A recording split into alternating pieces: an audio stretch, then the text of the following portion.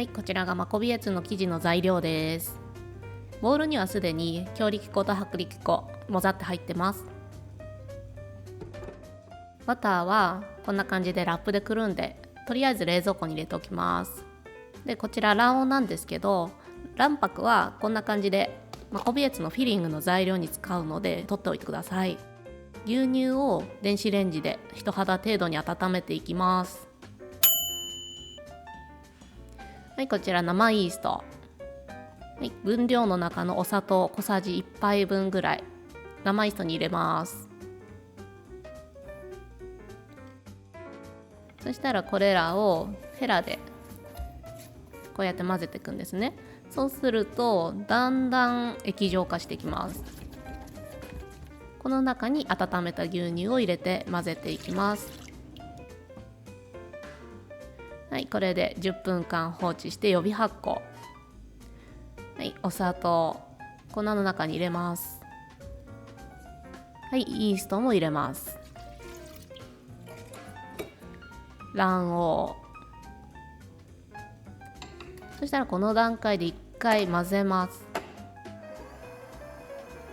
ですいません、ちょっと撮影ができてなかったんですけど、粉が全体的に水分吸った段階でお塩も入れてください。これはもうすでにお塩混ざってます。でこの生地すごいベタっとするんですね、最初こんな感じで。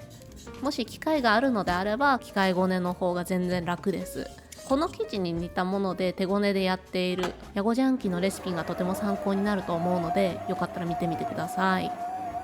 はい、こちらは冷蔵庫にしまっておいたバター、これを綿棒で叩いて冷たさをキープしたまま柔らかさを出していきます。指がスッと入るぐらいの硬さにします。生地がさっきより全体的にまとまってきたのが分かりますかね。手で触ってみてもベタっとはするんですけど、さっきよりも全然手から離れやすくなってます。このぐらいになったらバター3分の1を入れて、また低速で混ぜ続けます。で結構混ざりにくいんですよ最初なんですけど、根気よく続けてください。だんだんまとまるようになってきます。はい、これで完全に混ざりきったら3分の1のバターをもう1回入れて、完全に混ぜきったら残りのバターを入れて混ぜる。そんな感じで繰り返してください。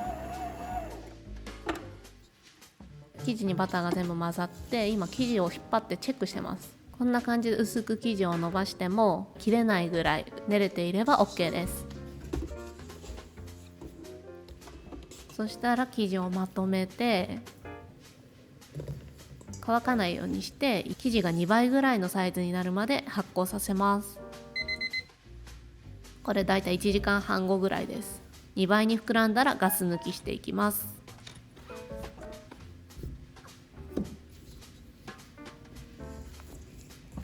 そしたらラップをしっかりとかけます。ピタッとラップをかけたらこのまま冷蔵庫で一晩発酵させていきます。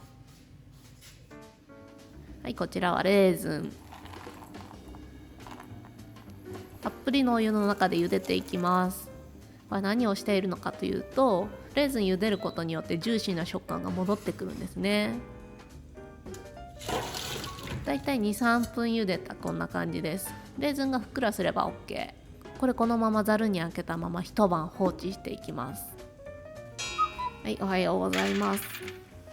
アーモンドとくるみ天板の上に乗せて、こちら150度でだいたい10分12分ぐらいローストしましょ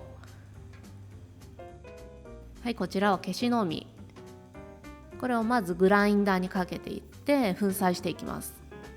それでケシの実最初から粉砕されているものとかも売っていたりもするので、そういうのがあったらそれ買った方が楽です。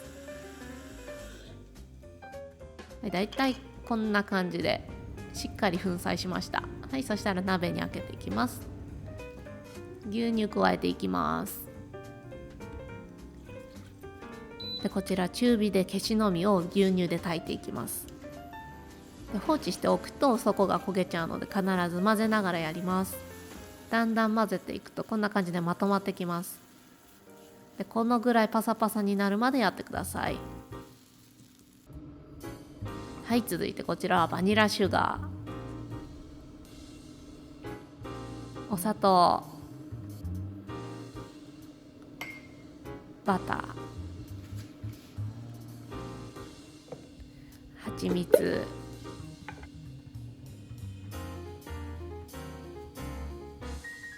はい、オレンジの表皮、こちらまず合わせていきます。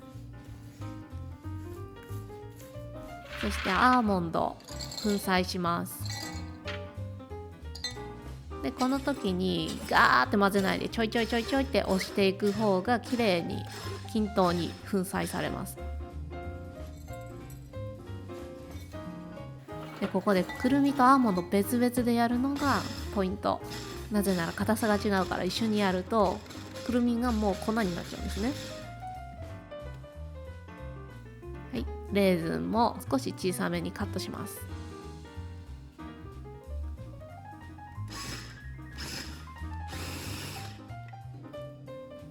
ちょっとやりすぎました。そしたらこれ全体混ぜていきます。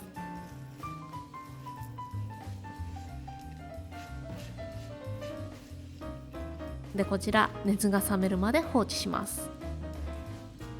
はい、このフィリングの熱が完全に冷めました。こちらの卵白泡立ててメレンゲを作っていきます。はい、塩一つまみ入れて高速で一気に混ぜちゃいましょう。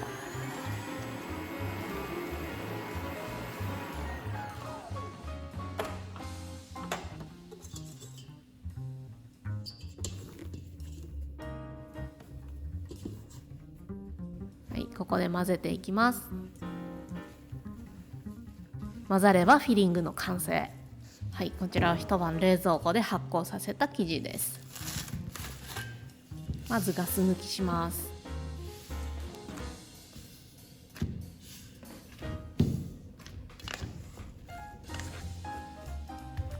そして2分割、表面がつるっとするように丸めていきます。そしたら打ち粉しながらまず平らに伸ばす。そして長方形に伸ばしていきます。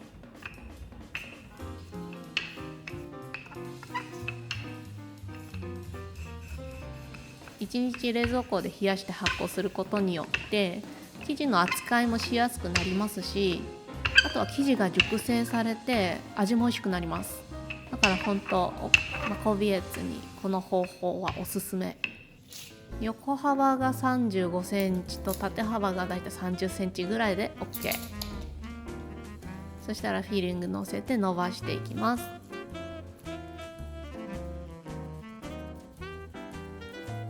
左右3センチずつ、あと巻き終わりも少し残しておきましょう。はい、そして巻いていきます。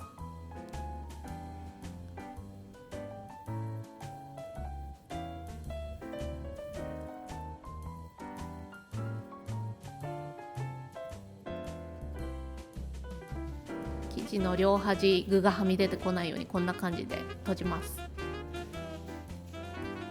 そしてこういう風に竹串で空気穴を開けます。そうすると水分が逃げていってくれるので生地が変な風に割れにくくなります。そしたら割と長めに取ったオーブンペーパーで生地を巻いていきます。しっかりキュッと巻いちゃって OK です。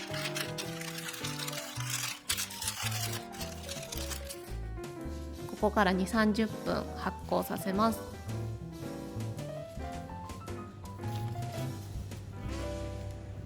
そしてちょっと今回巻き終わりがこんな感じで生地で押さえ込むことができなかったので、ちょっと細長く切った紙でもう一回巻いて、これヒラヒラしないようにさせます。180度のオーブンでだいたい45分から50分ぐらい調整していきます。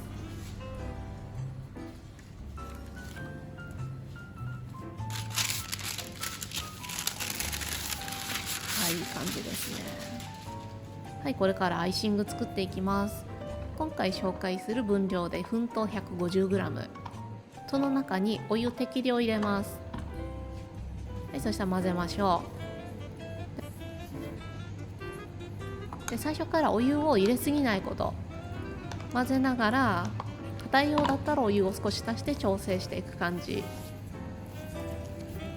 だいたいこのぐらいの硬さに仕上げます。ちょっと硬め。そしたら生地が熱いうちにアイシングをベタッと塗っていきます。熱い生地にアイシング塗るとアイシングもすぐ固まってくれます。そしてアイシング固まらないうちに飾り付けをしましょ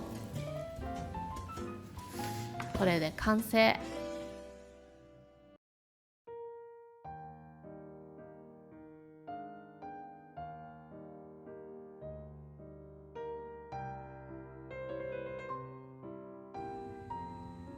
いただきます。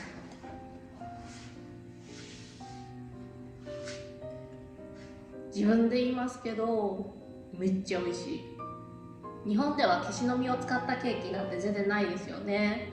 でもこれすごく美味しいので、もし材料が手に入れば作ってみてください。この動画が良かったらいいねとチャンネル登録もお願いします。